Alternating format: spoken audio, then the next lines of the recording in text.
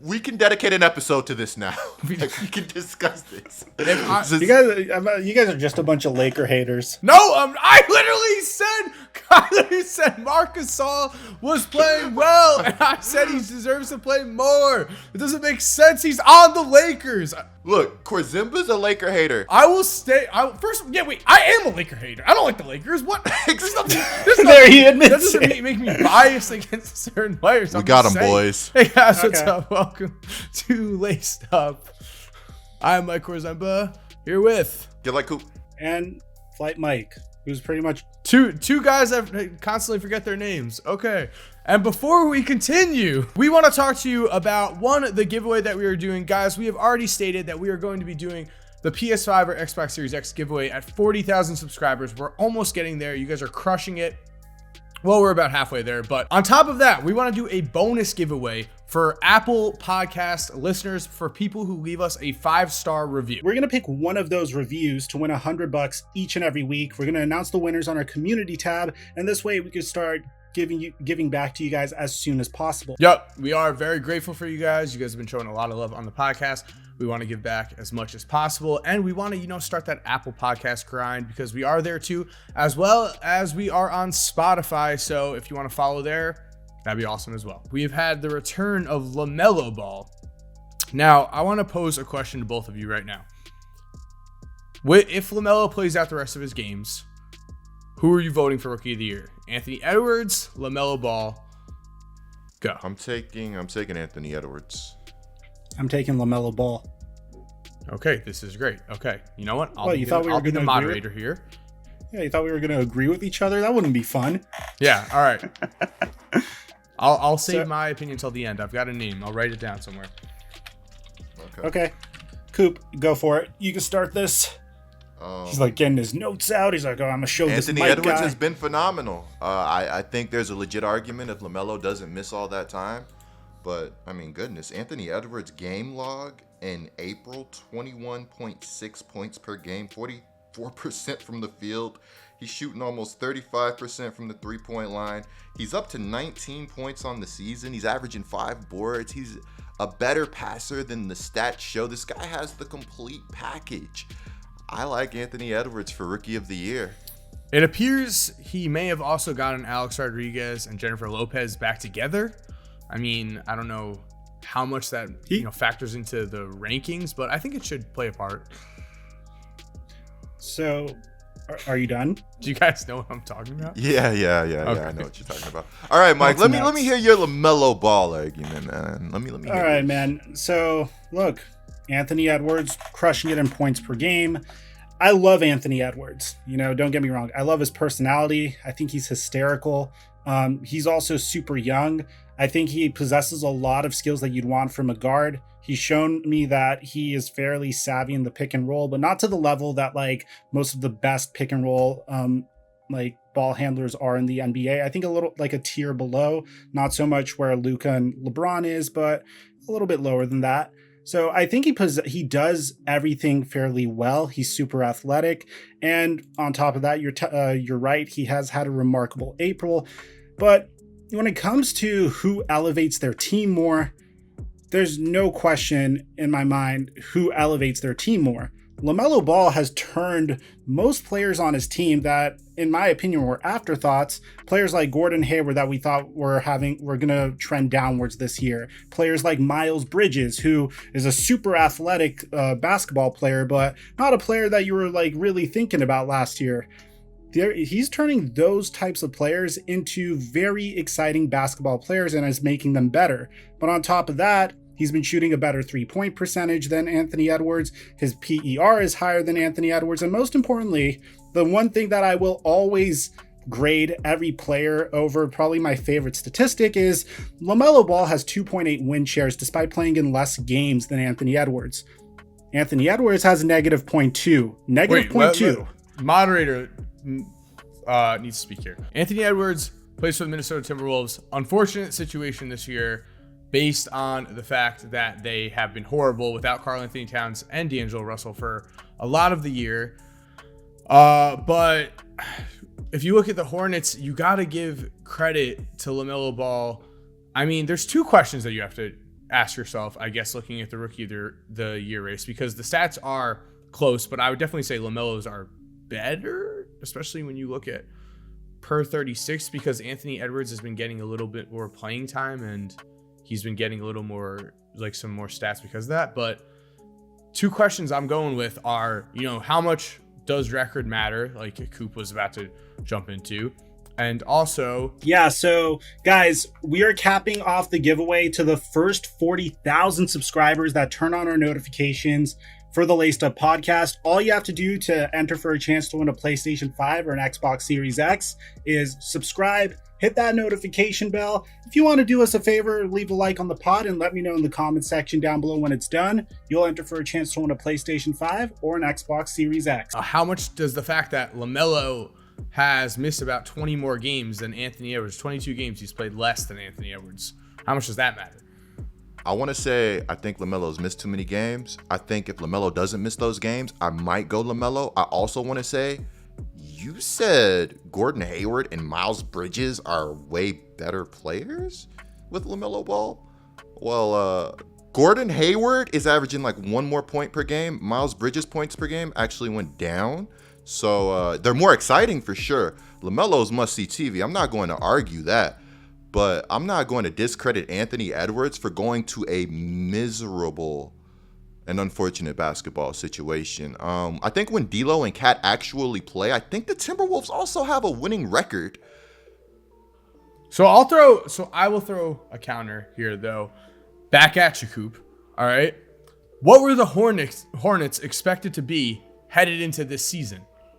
Okay, because yes, as we all know now, the Timberwolves were horrible and the Hornets are a playoff team. But headed into the season, I don't think you would say the Hornets and the Timberwolves were far off at all. In fact, I'm pretty sure if we were to look at projected win totals, I'm sure they'll be close. And in the 21 games that LaMelo Ball has missed this season, the Hornets have a losing record. They're 10-11. That's not bad, though. I mean, it's not like they were far above 500 with him healthy, to be fair. That's not bad at all. But, they're actually right around the same. Yeah, I mean, it's like fair LaMelo's enough. good. LaMelo's good. He makes them better, but good enough to give the Rookie of the Year award to LaMelo over Anthony Edwards. I just don't know that. Help me see it clearer, Mike. So here, how about this? Who means more to their team?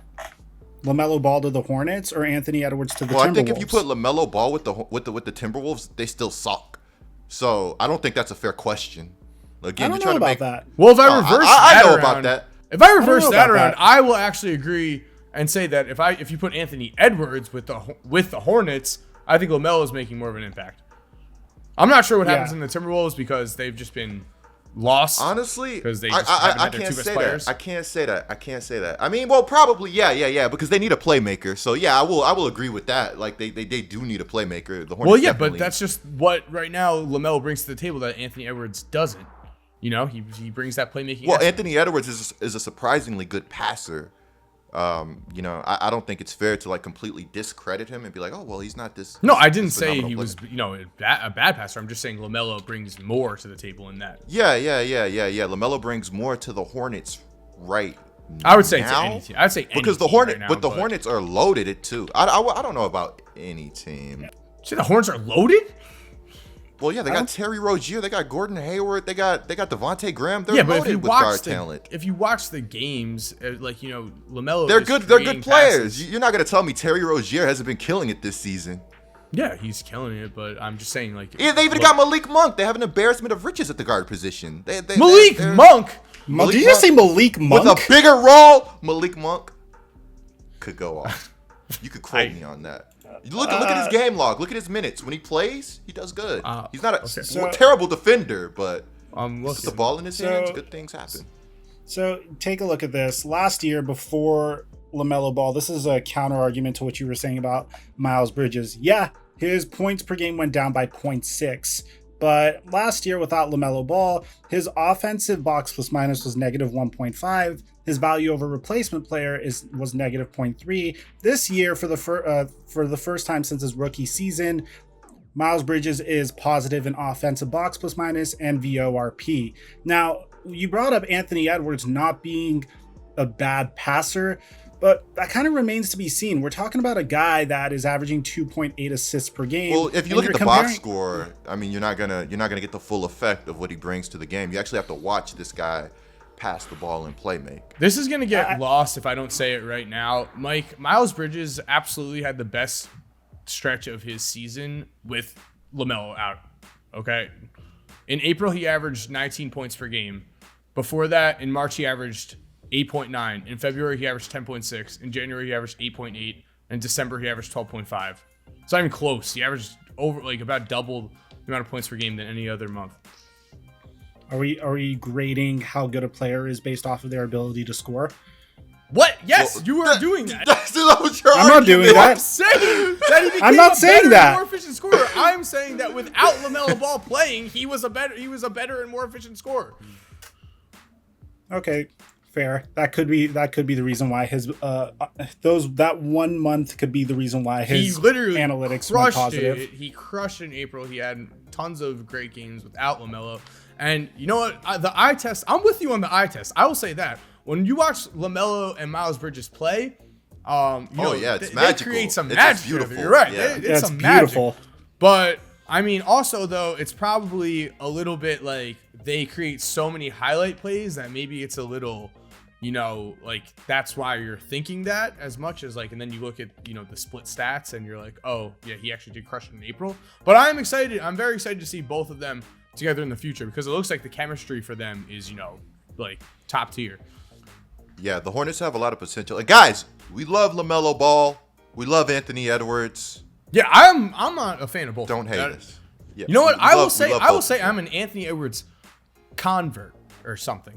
Is that the right word? Converted. I've been converted. At first, I will fully admit I was afraid of that football quote. I was afraid. I was like, what Anthony Edwards said. If you guys don't know what I'm talking about, I'm referring to Anthony Edwards and ESPN saying that like right now he would drop everything to go to the NFL if they drafted him.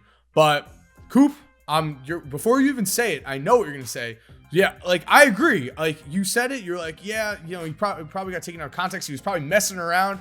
And seeing who Anthony Edwards is as a person since then, I'm like, oh, okay, yeah, I fully believe that. It's just at the time, I had watched Anthony Edwards play some of Georgia. I didn't know who he was. I wasn't, watching him on a day-to-day basis. Coop, your boy, Lonzo Ball, he said that he still believes he's going to be an all-star. What do you think? Well, I don't want to be like, the bad guy here. I want to start this segment off. Please be the bad guy. Literally anything is possible. Mike Korzemba, you could be an all-star. Who knows, In the NBA, anything is possible. All of these guys have talent. I really do have high hopes for Lonzo, but right now, he's just somebody that is way too inconsistent.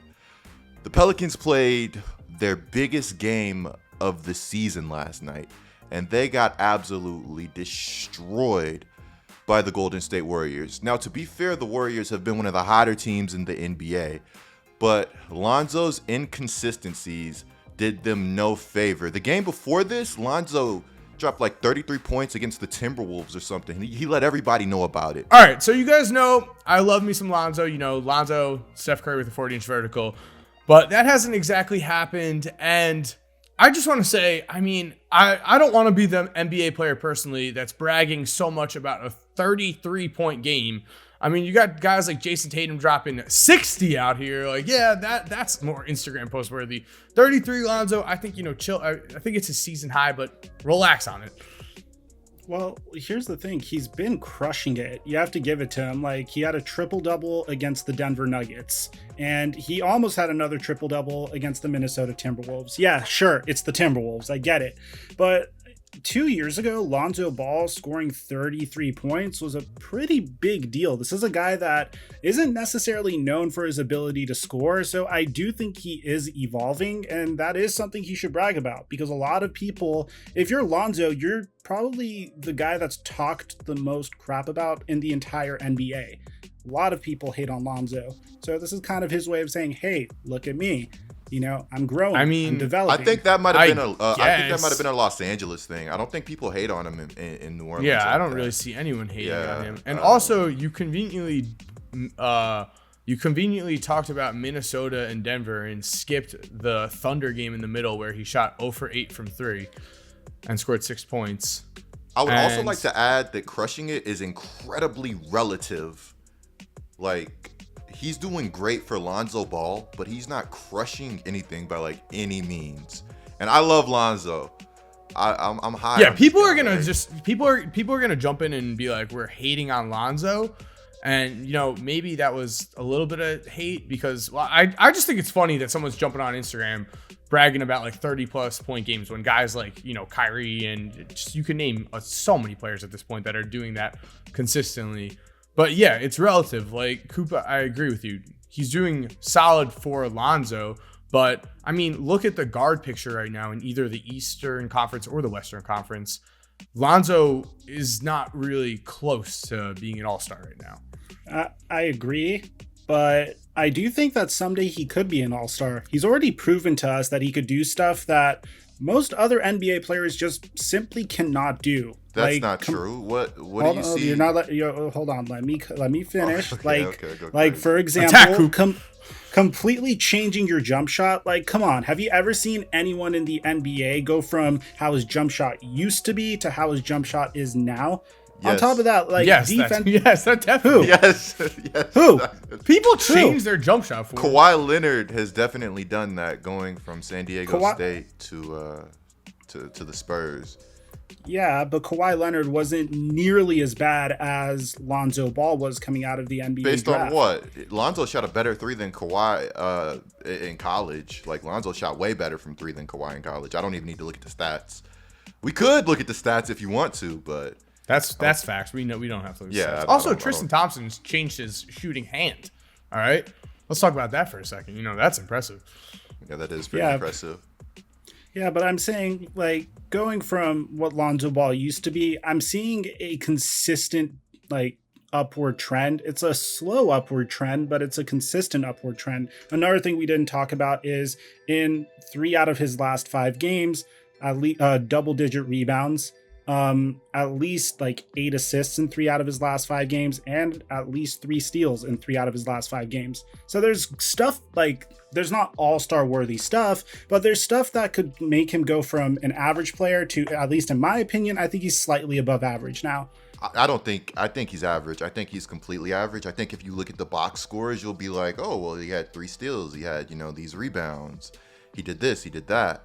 But in reality, he's just not moving the game enough for the New Orleans Pelicans. He's still, in large part, the same player that he's been since his rookie season. I'd even say his defense has regressed a little bit. Man, Lonzo fans are going to hate me. But look, Lonzo fans, I love y'all. I love y'all, man. And I love Zoe. I honestly do.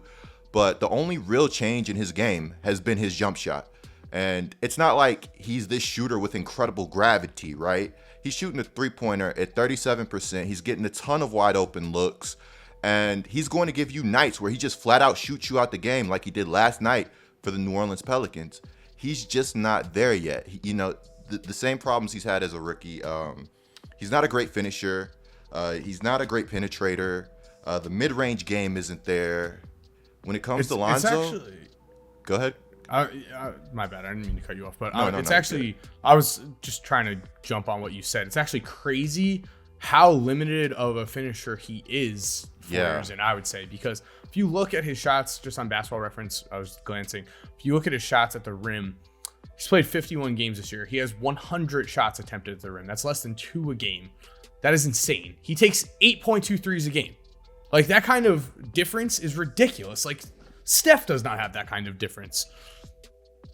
Lonzo right now at this point is incredibly wildly inconsistent, and that's because he relies on his three-pointer to an extreme extent for someone who is not knocked down in that way. Like, yeah, he's making 37%.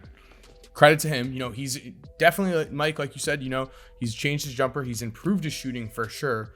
I'll agree with he's improved his shooting, but for him to have to take that many threes, he really needs to expand his game and be able to drive to the basket and finish around the rim consistently and with a very far greater volume than what he's currently doing. I'll say this. I'll say this to Lonzo's defense. I don't think Stan Van Gundy's a great coach by any means. I think Stan Van Gundy has actually hurt his development a little. I know a lot of people are like, well, this is one of his best years. I want to see more. And, I would have liked to see his game progress a little more than just being able to knock down wide open shots. Now, with that being said, as we touch back to his Instagram post, I kind of get the post because I'm not sure you guys remember, but D'Lo shaded LaMelo Ball when LaMelo initially went down. You guys remember that, right? What did I do not. What did he say? Yeah, what did he say exactly? You don't remember? D'Lo tweeted out Rookie of the Year when LaMelo Ball got hurt. Oh, yeah. Referencing Anthony Edwards. Yeah. I do remember that, yeah. So I think Lonzo posted that just to defend his brother, just to get back at D'Lo maybe a little bit. And you have to think there's some beef there, seeing as, Zoe was kind of the successor to D'Lo. Okay, yeah. I like it. I like the potential of a rivalry there. Not so much a successor, more of a, we dumped D'Lo for Lonzo. Replacement. Yeah, replacement. Same thing, Well, I guess Mike's just saying like successor would mean that, D'Angelo Russell did anything of note to success. Like to, he didn't. I was just using it as replacement, so that's nothing that really needs to go on. Okay, well, there we go. The comments are now about to be filled with Lonzo stands. And you know what, guys? Please lower the pitchforks. You guys know that meme where everybody's like, Jason Tatum is still 19, by the way? Yes, I do. No. Jason Tatum's like still playing travel basketball, or like he's like 13. It's like I can't believe Jason Tatum dropped 60 points and he's only 13. So Anthony Edwards and LaMelo are still both 19. That's crazy. Yeah, man. And then you got, you know what? Never mind. I'm not shading anyone. Shading. Whoa, no. Let it out. Oh, yeah, you gotta let it go. You gotta let it go. This is a safe space. This is a safe space. Talk to us.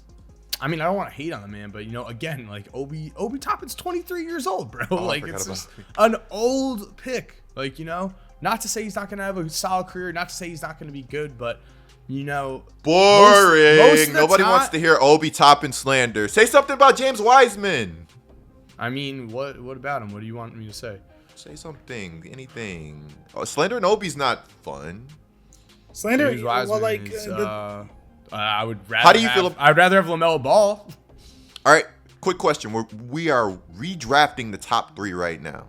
LaMelo 1 for sure. You're taking LaMelo 1 with D'Angelo Russell. You think that'll work out? They'll coexist. I don't care how it works out. When I'm taking number 1 pick, I'm taking based on talent alone, and I think LaMelo has franchise potential.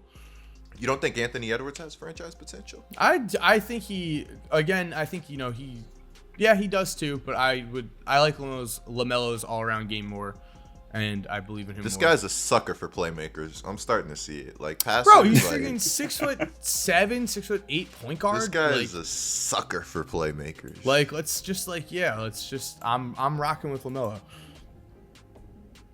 And again, like, I'm not relying. See, the whole problem. Not to say that it backfired for the Timberwolves, because obviously Anthony Edwards has been a great player, especially like having a great rookie season. And I never answered who I would pick. I would have picked LaMelo, but then Anthony Edwards has been actually so good at the end of this season that I think that he won the award headed into the end of the season. But at the same time, who knows? LaMelo, there's still 10 more games left. But if the season were to end right now, I would say Anthony Edwards. Ask me again in 10 games. With that said, just alone, I think LaMelo is better. That's just my personal opinion. And I also think, that when you draft just based on talent, again, the Minnesota Timberwolves do not fall into this because Anthony Edwards is solid. But if you were to just draft on talent and then something like D'Angelo Russell and Cat happens, you watch your talent that is supposed to be the players that are there, like you already have a point guard in D'Angelo Russell. You watch as he's injured. You never know what's going to happen. That's why I think you just take the best player available. So if I was to go ahead and redraft the top three, my first pick, and I know this is like a direct contradiction to what I was saying about the Rookie of the Year race, my first pick would still be Anthony Edwards. And the reason why is I know you're not supposed to draft based off of need, but I say Anthony Edwards is like slightly less talented than LaMelo Ball, just very, very slightly, but his fit with the Minnesota Timberwolves is significantly greater, in my opinion. And I know you typically shouldn't draft based off of need, but when it's that close, then I'm going to take a player that fits my team a little bit better. And at the same time, you could argue that sometimes players need to go to the right situation. So yeah, most definitely. A lot of times I think, and this could be a long shot, this is just my own philosophy. A lot of times I think that if Michael Kidd-Gilchrist went to a team that was able to recreate his jump shot, he probably would be a solid player. It's really sad, but like that's a situation. Well, he got hurt a lot. Yeah, but the entire issue with his career was his broken jumper. But to be fair, regardless of any injury, he was going to struggle at the NBA level without a jump shot. You could put Tony Allen in today's game, and I think things would be a little tough. So true. So back to what I was saying about ranking the top three. Number 2 would definitely be LaMelo Ball. I think the Golden State Warriors were really, really in their feelings when they selected James Wiseman. You know, they were set on James Wiseman the entire draft process. It was going to be the perfect complement to Draymond Green and Klay Thompson once he returns, and Steph Curry and Andrew Wiggins. And then Klay Thompson tore his Achilles after recovering from a torn ACL. And I think the Warriors were just a little bit emotional because it's very tough when your other franchise cornerstone just made it back from an injury that was ruining and ending careers about a decade ago, and then gets another injury that has been ruining careers this year and like in the current NBA. So I'm assuming that's why they didn't draft LaMelo Ball, but I feel like that was kind of a sign from the basketball gods, unfortunately, because when Klay Thompson does come back, I don't know if he's going to be able to play those starting minutes anymore. I don't know if I feel comfortable putting Klay Thompson out on the basketball court for like 30 minutes a game, maybe like 20 minutes a game as an energy player. And I hope I'm wrong. I really, really hope I'm wrong because he's one of the greatest shooters of all time. But I felt like that was the time to move on from Klay Thompson after that happened. And Steph Curry isn't a pure point guard. He's a scoring point guard. So the combo of Steph Curry and LaMelo Ball would have been fantastic. Also getting LaMelo Ball in a super large market, really good for the NBA as well. And then with the number 3 pick, by move on from Klay Thompson? Move on from Klay Thompson in the sense that LaMelo Ball would be the new starting point guard, shooting guard. You're locked into Klay Thompson. You're not getting rid of him. I wouldn't say that they would get rid of him. I wouldn't want them to get rid of him. Probably like a glorified sixth man, a player that they can't play. Like, look, I understand they're different weights, but you see how DeMarcus Cousins is playing now after tearing his ACL and tearing his Achilles. Yeah, he's significantly heavier. Yeah, he's significantly heavier. I know they're different weights, and maybe Klay Thompson could move a little bit faster. Maybe he could be a little lighter. But do you really think Klay Thompson's going to play 30 minutes per game once he returns? No, yeah, it would definitely, I would say, lessen the pressure on Klay to return, fast too. Like, I'm sure they're taking their time with him and everything, but like, as soon as he returns, Warriors fans are going to be expecting some things from Klay, I guess, because Steph Curry's prime and his window of opportunity to win another championship is dwindling at this point. We're in the final few years of that. So if you did have a guy like LaMelo, yeah, that would take a lot of the pressure off there. And plus, just at this point, LaMelo Ball has a better trade value than James Wiseman. So if you wanted to trade, or if you were looking to, move for another, big name, big all-star or something like that, I think LaMelo draws bigger names than you would get with James Wiseman. Okay, guys, we've heard your questions. I tweeted out personally about this, and then our email, remember, onlylacedupfans@gmail.com. You could send in questions or video messages. We will play your video message. Please send in video messages. We'll love to see them. But we have various questions, for instance, from at Jason PA 384-75096. A lot of numbers. What are your guys' expectations for a healthy Golden State Warriors team next year? Also, what offseason moves will they make? My expectations are that I think they'll, of course, be improved. Again, I think the Klay Thompson thing is scary. They need... I don't know what Golden State does. It's tough. Like, what do you guys think they'll do? Because, I mean, with James Wiseman, if they get Minnesota's pick, that's going to be the game changer. You know, they can move that pick. They'll be able to get someone. But if they don't, then I think that Golden State is, you know, probably in trouble. There's so many great teams at this point. It's going to be hard to reach the level of them. So if I was a Golden State Warrior fan, realistically, I would be hoping for like a Dallas Maverick type run where, you know, you load up on vets, you load up for a team that isn't necessarily built for the regular season. You know, guys that, you know, are going to be taking the second night of a back-to-back off, guys that don't really fully give it their entire all until the playoffs come. But then that's when you're looking to make a run, especially with the championship experience that they have. I think there's a chance that they end up trading James Wiseman. Yo, didn't really want to say that. I think they're better with Draymond Green at the 5. I think stats have shown Wait, that. Draymond hater himself? I don't hate Draymond. I don't know where. I don't know how you got that I hate Draymond. They're good with Draymond at the 5, but they'd be NBA championship favorites if Ibaka was there right now. That's what Coop is saying. What are you doing? Nobody said that. Nobody said that. Bro, with Serge Ibaka, it would be nasty though if they had Ibaka. They'd be breaking the wins record. If they had Ibaka, 74, 5, bro. Hey, if they had Ibaka and LaMelo, oh, hey man, that'd be crazy. But seriously, I love Draymond. Man. I love Draymond. He's a good basketball player. I think you mistook my words, and honestly, Korzemba, that hurts me a little bit. Even more than the Bulls possibly losing their pick this year. But listen, I didn't mistake your words, but I am glad I hurt you. I hope you lost some sleep over it. Some disrespect to my man Draymond. It was no disrespect. Everyone could go back to the previous podcast. There's a clip. You know what? Just search YouTube channel, search the clip. Let's see. You guys can be the judge if I mistook the words. Also, shots at the Bulls. You know what? We want to talk Bulls? We haven't talked Bulls this entire run of the podcast. Let's talk some Chicago Bulls. Some Chicago Bulls that cause me anxiety every day. You know why? Because let me tell you a story. Time out. Before you go on one of these tangents. Oh my God. Weren't you excited about the Vucevic trade? All right, let me tell you a story. Oh, he's going to do it anyway. About a young man who was excited about the Vucevic trade. Let me tell you a story about a 28-year-old guy with a dream. And that is, you know, I will defend this not till I die. I'll defend this for right now. Vucevic, listen, when we went into the trade deadline, Wendell Carter was struggling. He was not playing well at all. And at the end of the day, how many times have we seen a guy, for instance, the Bulls are seeing it happen right now. We've got Lauri Markkanen.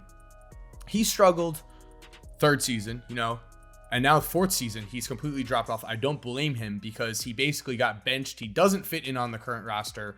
He plays, but, you know, his confidence is a little shot, and I don't think he wants to be here anymore. So I'm positive, you know, if I had Lauri Markkanen stock, I would buy it right before the offseason and just watch as some team like the Spurs grabs him or the Jazz skyrockets. He just plays out of his mind. Easily could see him being an all-star on the Jazz. I literally think he's going to be, I don't know about an all-star at this point, you know, but who knows? He's going to be a much better player. He does not want to be in Chicago. Anyway, Vucevic, you know, it seemed like a no-brainer. At the time, we were borderline playoffs. It looked like we get that one extra guy. We're getting over that hump, and we're competing for the 6th seed around that. We're not where we are at this moment. Wendell, again, was struggling. Gafford was struggling. At this point, you've got to blame coaching, I guess, because Wendell goes to the Orlando Magic, immediately begins playing better. I mean, like, immediately walks off the bus, playing wherever. However he got to Orlando, as soon as he stepped foot in Florida, he was incredible. Maybe it's the no income tax. I don't know. Gafford goes to Washington, freaking leads the Bulls on a revenge tour that's not being talked about. Suddenly the Washington Wizards are the hottest team in the NBA. Gafford's playing out of his mind, and you could say what you want. He's doing what he does best. He's scoring, grabbing boards and stuff, but he's also doing it at a higher rate. And so again, it's probably coaching at the point. He's just getting more opportunities. The Bulls have not had a consistent playmaker all year. That is still being just shown day in and day out. And also, cannot forget about the fact that as soon as Vucevic gets on the team, you got to give the team a few games to gel. Well, as soon as we get those few games in, Zach LaVine, are we allowed to say that word? I'm not sure, based on YouTube. Zach LaVine catches the bug, gets pulled for 2+ weeks. Who is he returning?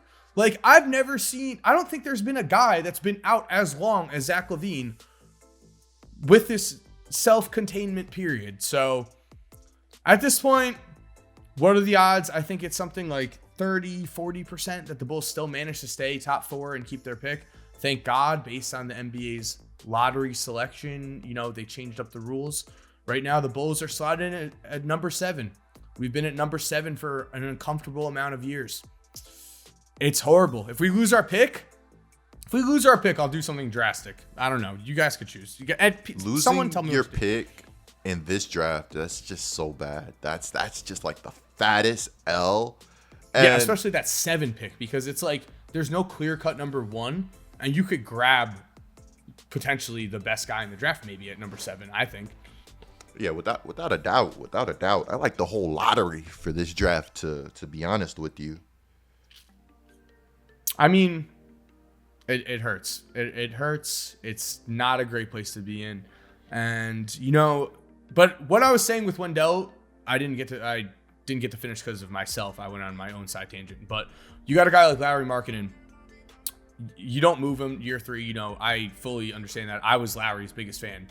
But I think the Bulls saw a little bit of what was happening with Lowry, or a lot of what was happening with Lowry happen with Wendell, and they traded him while he still had value.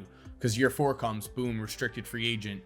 Teams aren't nearly as willing to give you up basically anything.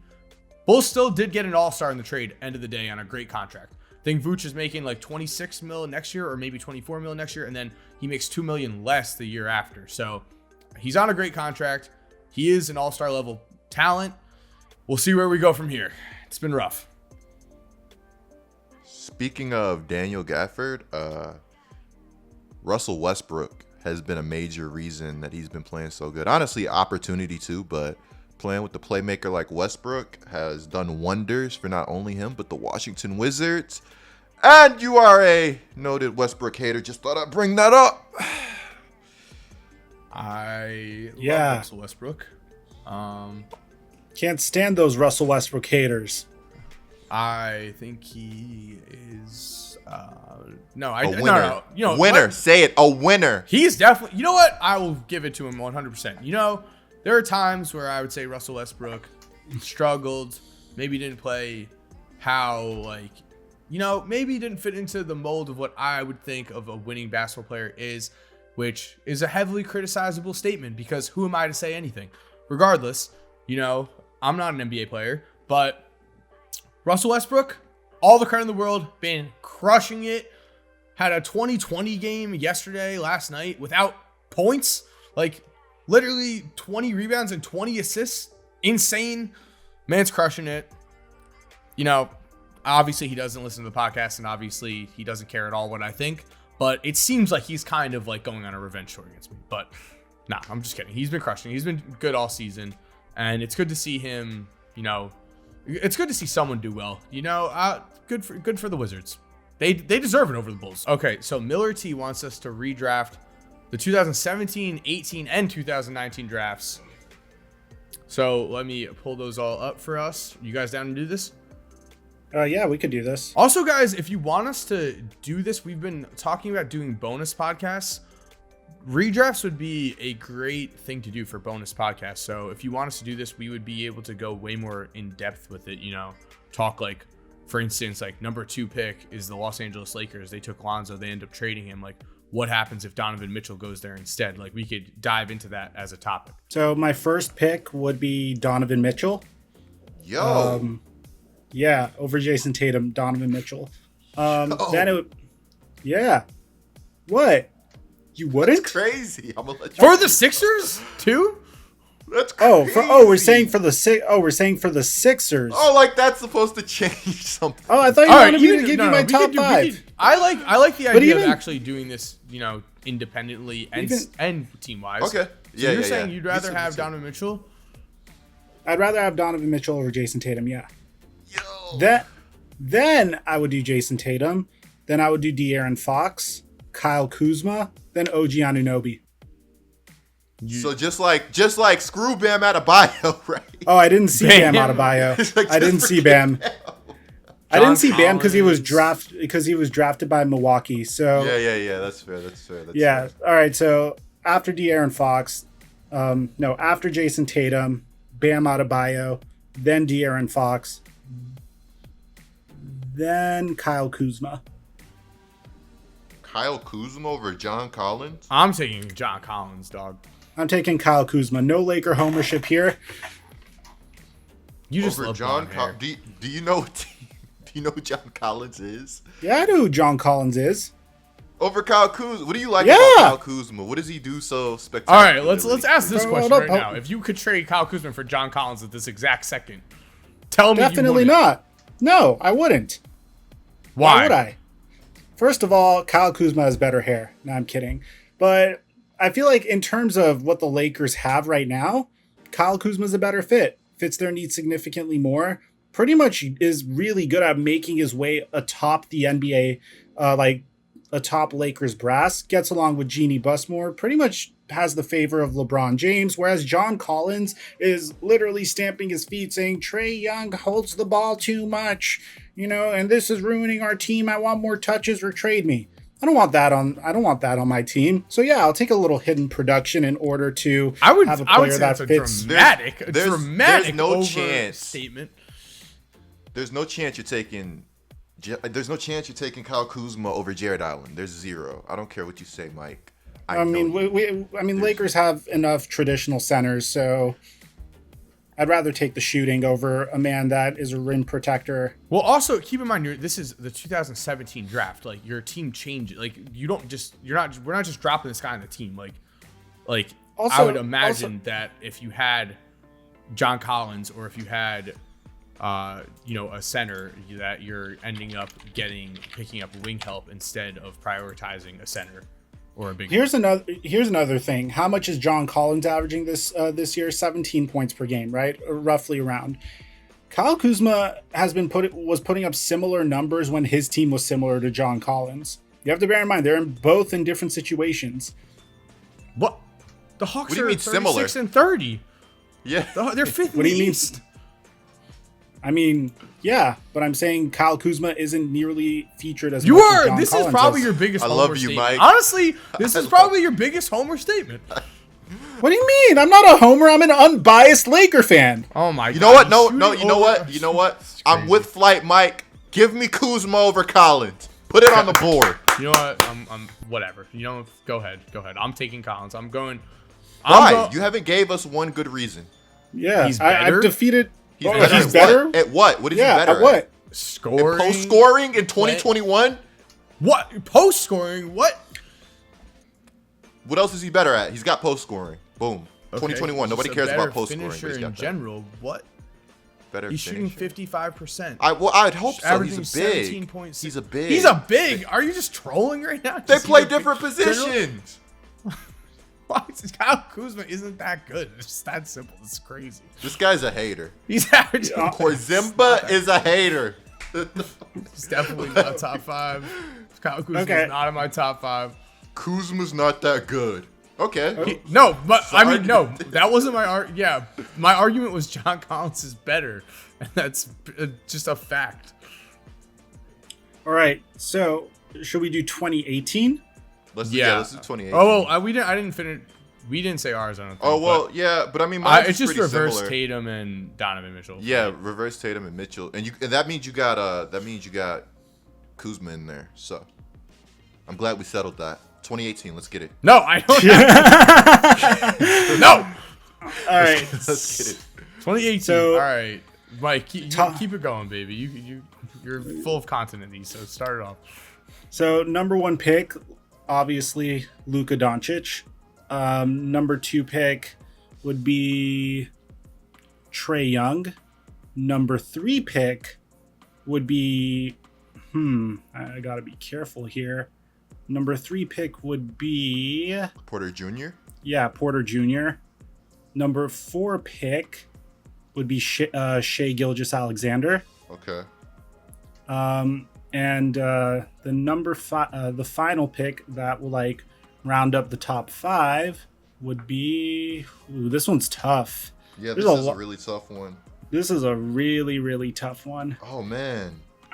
Do I you think Colin Sexton is better than Jaren Jackson Jr.? You know, you guys are gonna slap me when I tell you. If you ask Colin Sexton's teammates, they'd say no. Yeah, Colin Sexton's been dealing with some stuff with this.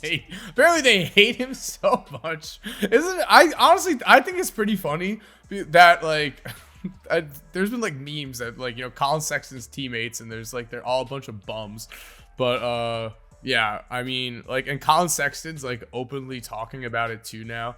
Like Colin Sexton, keep doing your thing, dude. You're playing well. Darius Garland, I like the I want Sexland shirts coming out. You heard of that? Yeah, I've never heard of that, but that sounds like it would slap. What'd you say? Yeah, number 5. That would slap, honestly. Yeah. I would buy some Sexland shirts. The Cavs need to start selling them.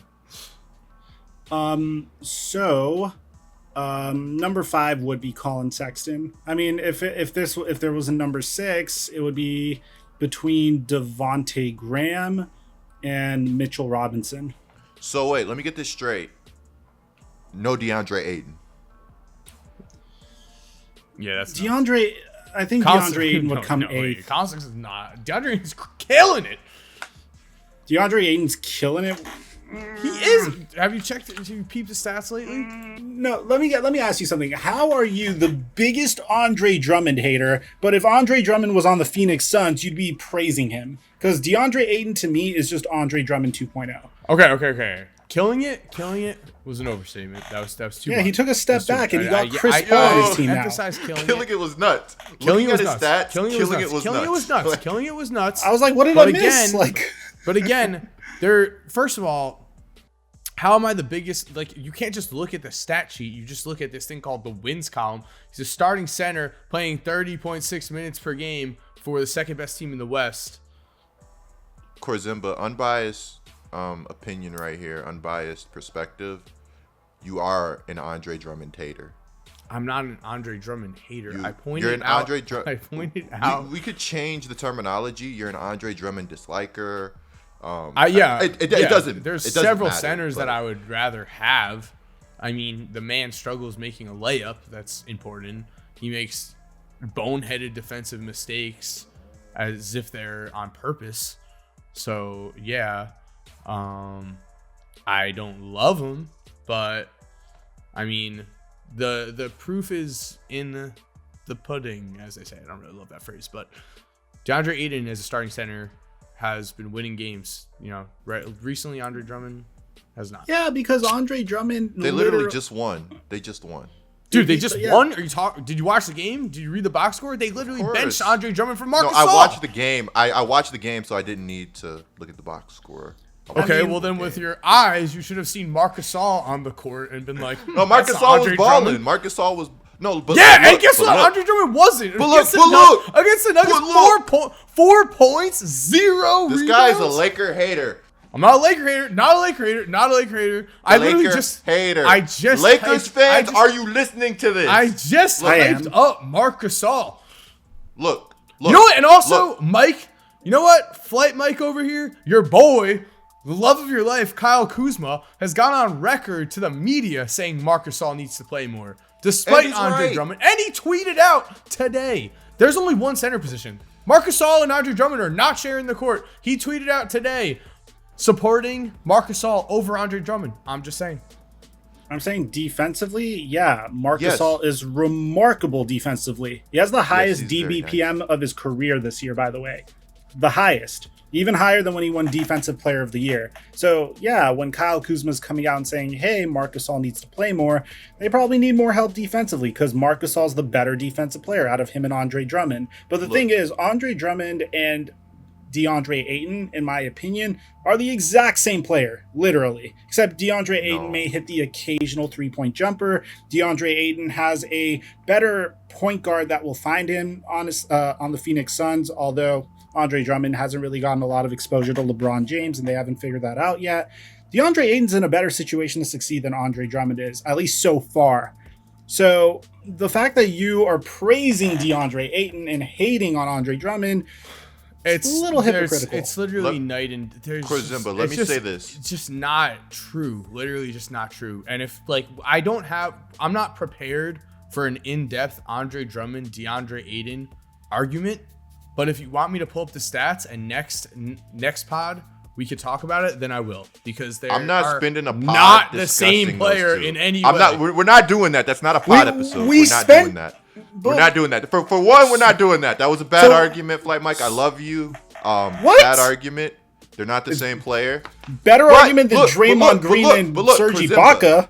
Korzemba. No, not really. Andre Drummond and DeAndre Ayton play nothing alike. They play exactly alike. What are you talking about? I don't know where he got that from. I don't know. I was trying to be nice about it, but since we're here, he's dying on the hill. Honestly, that's the problem. Like at first, you know what? Okay.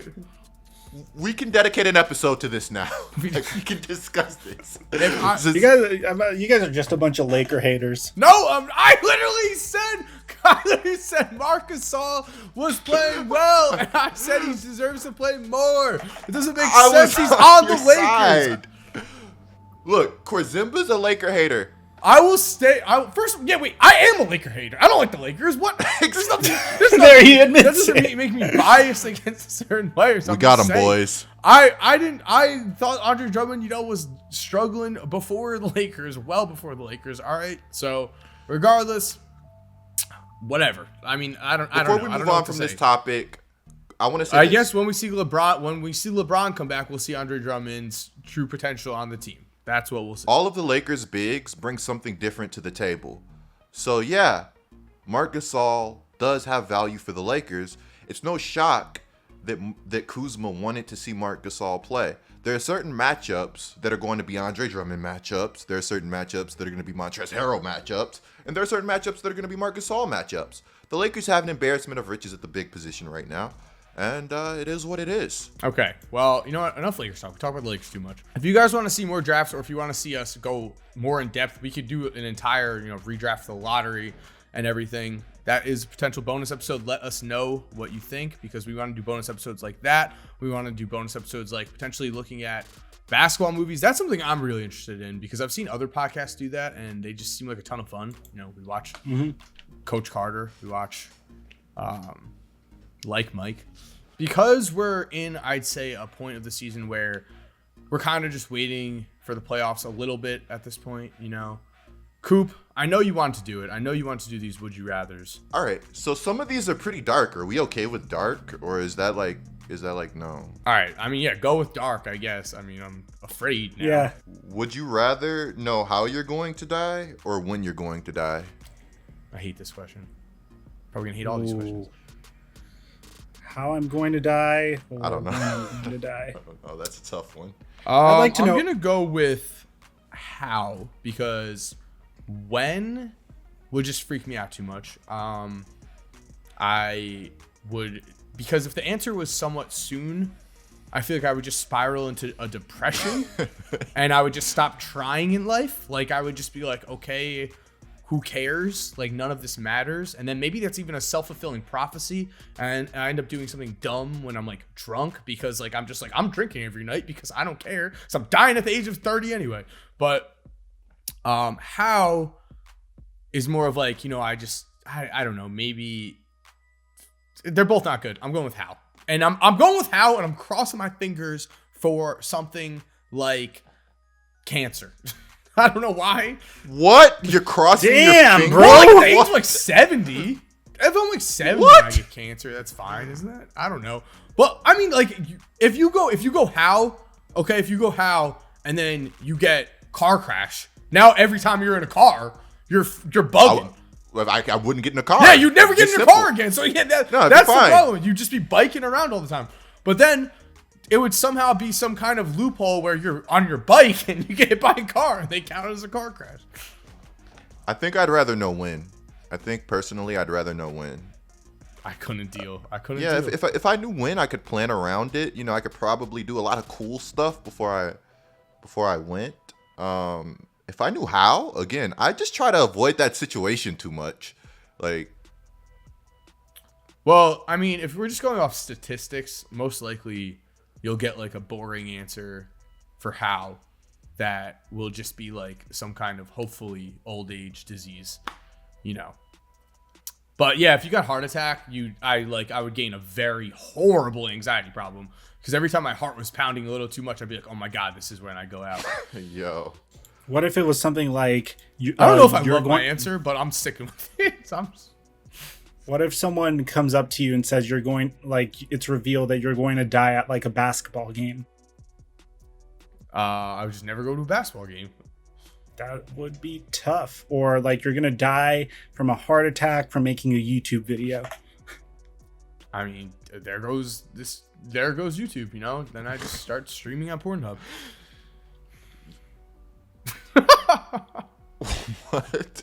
What? Next question. Yo, no, you gotta explain that one. Dude, it's just an untapped market. I'm not saying I'm gonna do porn. I'm just saying, you know, it's an untapped market. There's a huge viewership there. I just stream video games. The market's been waiting for a Mike Korzemba. Like, they've been waiting for NBA rebuilds. Something to do like, you know, afterwards while you're like feeling coming soon, by the way. Nice and calm. Only laced up fans, huh? Yeah, it's all coming together now. Yeah, it's all starting to come together. It's the next stage of my career. What was your answer, Flight Mike? I would rather know when I'm going to die, because if I knew I'm going to die, then I don't want a situation like Kobe Bryant, you know, where I worked my ass off my entire life and I'm just starting to enjoy life and then bam, death. That would be horrible. And the way he died is horrible. I would want to know, hey, if I have X amount of time left, I'd want to travel, I'd want to live out the rest of my days, and I'd want to plan for that accordingly. Yeah, being able to spend the perfect amount so, like, you don't... like. Obviously, if I had kids, I'd want to leave something for my kids. It's pretty dark, but yeah. But if I don't have kids, like, obviously, I want to spend all of my money, right? So being able to do that in itself, like, with perfect timing... Dude, I think... Okay, this is a very long question. I think if you did have, I mean, RIP Kobe, of course, but I think if you did have a Kobe Bryant situation, that would ruin your life. Because at that point, I'm not getting married. Like, I'd be afraid. I'd be like, I can't subject like my current fiance. I'm gonna be like, okay, yeah, sorry, I'm gonna leave you at the age of like 40 with a bunch of kids, and yeah, I'm not Kobe. I'm not super rich. I'm not gonna have set you up for life. I'm just, you know, it's like, that'd be tough to just be like, automatically be like, yeah, oh, I know I'm gonna die at like, let's say you 35, 40 or something. Like, it'd be tough to get married and do all that stuff when you know that you're not going to make it far. Yeah, I see what you're saying completely. I see what you're saying. So, yes, this was a dark answer because it's horrible. It's a dark question. It's horrible. Yeah, it goes both ways for sure. I don't know. I'm gonna still stick with how, just because, again, if I would rather. I'm just weighing out the options here. I would rather learn, like, okay, yeah, car crash or something that prevents me from doing something easy that inconveniences my life, than learn, yeah, I'm gonna die at 34 and suddenly I'm like, I'm already 28. Fuck, what do I do? Like, yeah, enjoy the time I have, but yeah, like, again, there's just too much going on there. Would you rather win $50,000 or let your best friend win $500,000 and your best friend can't give you any of it? He can't gift you anything. Obviously, can't do none of that stuff. He can't. He doesn't even know about the thing, or all his money goes away. Yeah, fine, best friend, you got it. Well, compensate. He doesn't seem happy about it either. What? Tom's watching this podcast like, Bro, it's just like, you know, of course I'm gonna do it, but you know, it's rough. what was your answer, Mike? Probably. Well, yeah, probably my best friend. Yeah, 500,000 is a lot. Yeah, Well, it's like, too that could big of a change his difference. life. Like if it was like 100,000, 50,000, like yeah. All right, so 100,000, you're pocketing that 50. Well, yeah, he doesn't know. Like Yeah, one he gets can't no know. one gets harmed in this. And also, you know what? This is my genie. Apparently, get your own genie. How about you, Coop? Personally, I'd have to let my friend get it, man. I'd have to let my friend get it. With all this said, Mike, you have an update on EDP? For those of you guys that didn't know, EDP got exposed by a channel called Czech Goldstein, or the Predator Poachers, for trying to meet with a little kid. And that's the best way I could phrase it. There's tons of videos out on it. The chat logs are no longer on the original video, but they're on my third channel, TheFlightMike TV. If you read them, they're horrible. And it got to a point where both EDP and Czech Goldstein lost their channels. EDP because the allegations against him are horrible, probably the most disgusting allegations I think anyone has ever heard on YouTube, and probably the craziest thing I've ever read that pertains to a YouTuber. And Czech Goldstein because he's been consistently evading bans. Like, his channel doesn't really fit YouTube guidelines, and he's been evading bans. And after that, we found out that Czech Goldstein came out with some racist comments that, you know, that's a whole different discussion right there. But pretty much both of these people are horrible human beings.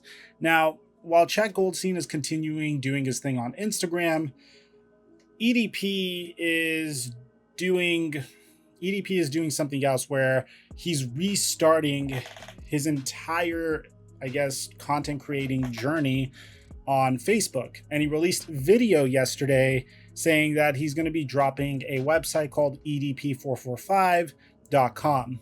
And he didn't seem apologetic.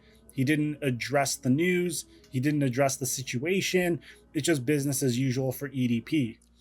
And that's where things are currently. He's trying to keep going and continuing what he was doing before and making videos. So one, what is with Facebook? And it feels like Facebook just has like a lesser. They just allow people to, you know, create content on their website and still possibly monetize. Is this being monetized? Because if you saw when David Dobrik, when his YouTube videos got, you know, demonetized on YouTube and whatever the punishment they got, he was still posting on Facebook actually for a short period of time. I'm sure that wasn't actually him posting. I'm sure like he signed a deal with a company or something. But so does Facebook have like lesser like guidelines here, restrictions? I suppose, like, first of all, he only has like 5,000 followers on Facebook, so maybe it isn't big enough to the point where Facebook would blacklist him as well. It's a pretty big story though, from what I've seen. Like, I've seen multiple people tweet about it. You'd think like it would just get the attention of a Facebook someone. Yeah, I'm sure if you alerted somebody on Facebook and they knew, I'm not sure how many people know about him actually posting this stuff to Facebook, because I sure didn't. But I'm sure if you like alerted somebody that's with the Facebook social team or whatever, like they'd probably like take that crap down. But I'm unsure, so don't quote me on that. Are there people that are supporting him still? Like, what's going on? Like, he's doing a website and everything. Like, obviously crash and burn, I would imagine. But like, I'm guessing, is he just trying to, like, is he out of touch with reality? Like, I know the first time we talked about this, that was kind of, you know, what you were saying, Mike, was that, you know, you said he was an incel. You know, is that like he just doesn't understand what's going on? He doesn't understand that what he did was horrible, and he's become a living meme with this whole fist bump thing that's on every single Twitter reply now. Like, does he not understand that? Or does he understand that and is trying to cash in for the last time with a website that he knows people will probably click just because they're like, the audacity of this man to create a website? Unfortunately, that fist bump thing becoming a meme is probably like kind of good for him. Unfortunately, you know, that's like kind of his whole persona is just like creating memes and stuff. And I think he's at the point to where like he probably believes he's gotten himself out of like a similar situation. So, you know, I'm not sure he's like necessarily like trying to. Yeah, he probably is trying to get out of it, but I do think he is just trying to cash in on who is still supporting him, and like he's trying to make do with what he's got. People are going to support. I mean, there's some people that are going to support him no matter what. Like the argument being that the guy that exposed him is quote unquote a horrible human being and a racist. You know, he said some pretty messed up stuff. And as a result, some people are saying that he was a target of, hey, this racist guy wanted to chase down a black guy and expose him. But also in his head, I could imagine he's thinking, I'm lonely, I'm down bad, no one gives me attention. You know, what I did in his head, which, you know, this is just in his head, could be something that he justified to himself. And he himself could be thinking that he's not a horrible human being and he's just going to keep going business as usual to try to like change the narrative and the story around him. So I agree with Coop. I think he's trying to cash out one last time. I personally would like to not see his face anymore. I personally am really heartbroken by the entire situation because I loved him as a content creator. I thought he was hysterical, and it's really a shame that it ended up this way. Yeah, that must be rough to just not like, you support someone that's like that and you just have no idea. All right, so yeah, EDP sucks. We talked about him in the last clip, and during that last clip, you also brought up that you were going to be interviewing predator poachers who you interviewed him.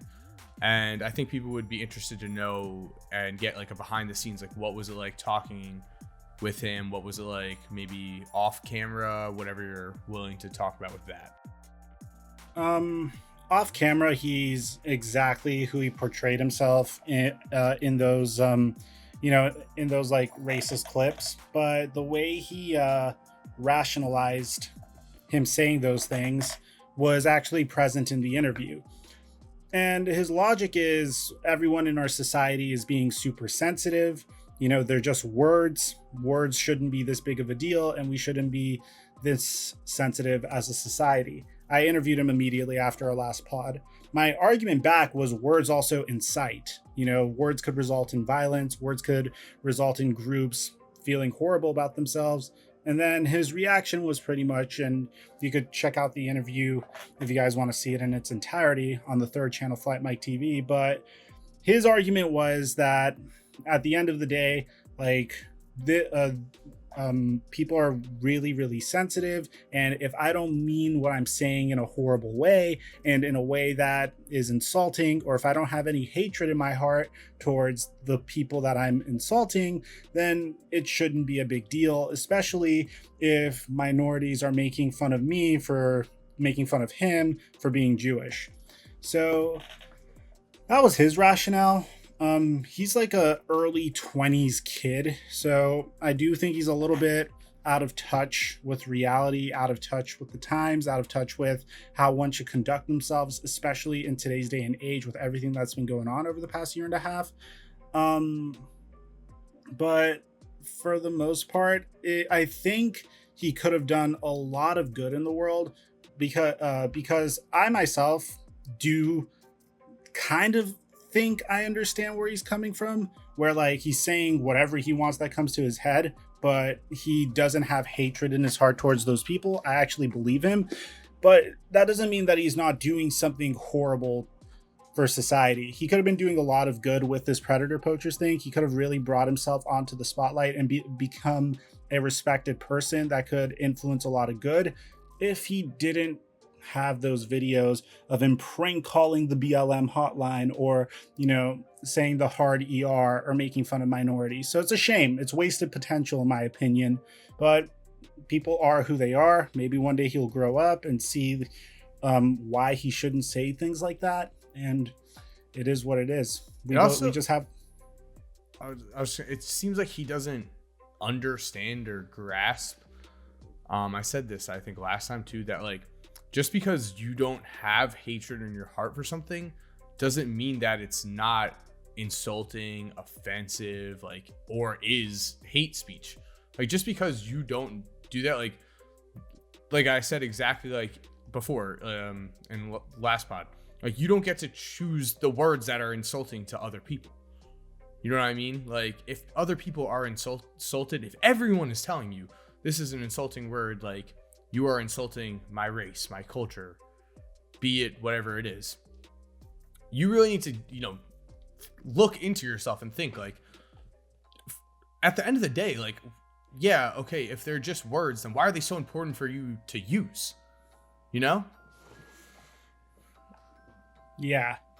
Again, out of touch with the times, and in order to do what he wants to do, which appears to be a social media influencer, you have to be a little bit more in touch with society than to just say, hurt the dirt, let me say the hard ER because it's funny to me.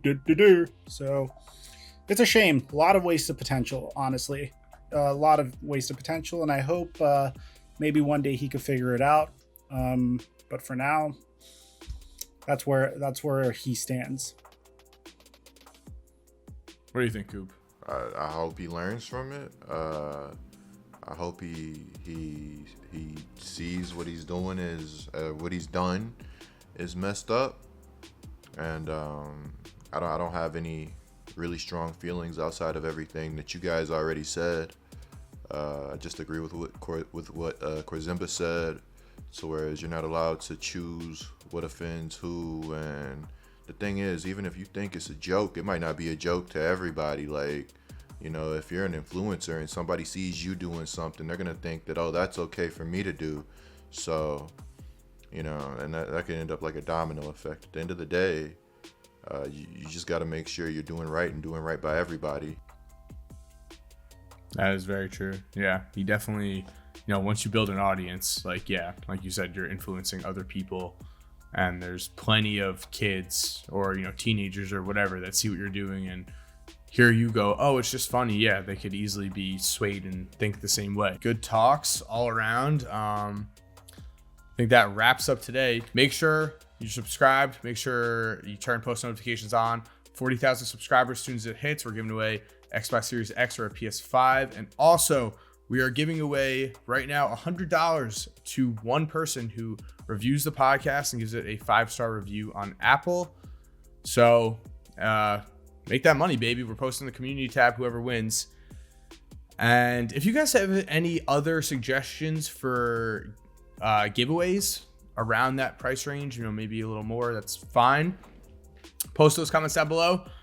Thank you guys so much for watching. If you're still here while the music is cued, here are 2 videos I think you are definitely going to enjoy. Make sure to click on one of them. Again, I know you're gonna love it. And other than that, have a great day and peace.